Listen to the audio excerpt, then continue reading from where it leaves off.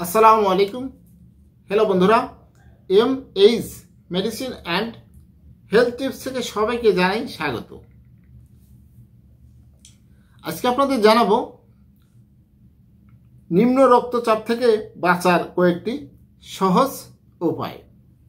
আপনারা জানেন কারোর আছে রক্তচাপ নিম্ন এবং উচ্চ, হাই ব্লাড প্রেশার এবং লো ব্লাড প্রেশার।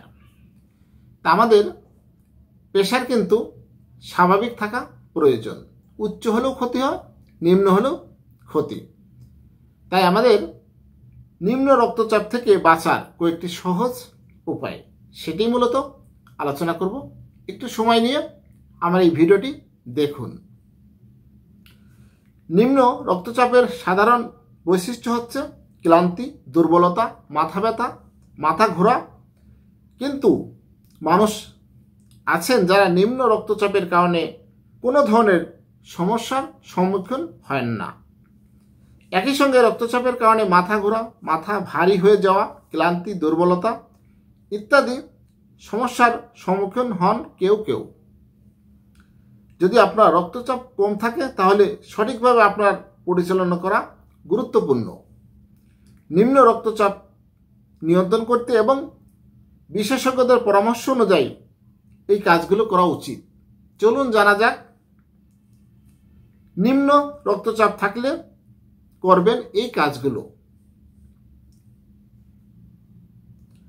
প্রোটিন গ্রহণ করুন বেশি করে। রক্তচাপ কম থাকে এবং এর কারণে আপনি মাথা ব্যথা, মাথা ভার, মাথা ঘোরা, ক্লান্তি এবং দুর্বলতা অনুভব করছেন, তাহলে আপনার খাদ্য তালিকায় প্রোটিনের পরিমাণ বাড়ান।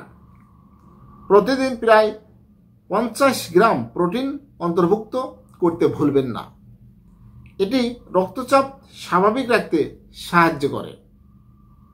প্রোটিন একটি অনেক গুরুত্বপূর্ণ রক্তচাপ নিয়ন্ত্রণ করার ক্ষেত্রে। অল্প ব্যবধানে খাওয়া।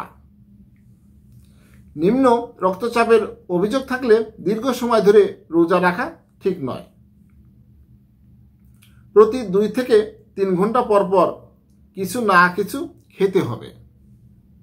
এতে করে শরীর লবণ ও পানির মতো জিনিস পেতে পারেন।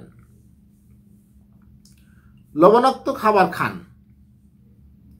প্রতি খাবারে নোনতা খাবার অন্তর্ভুক্ত করুন।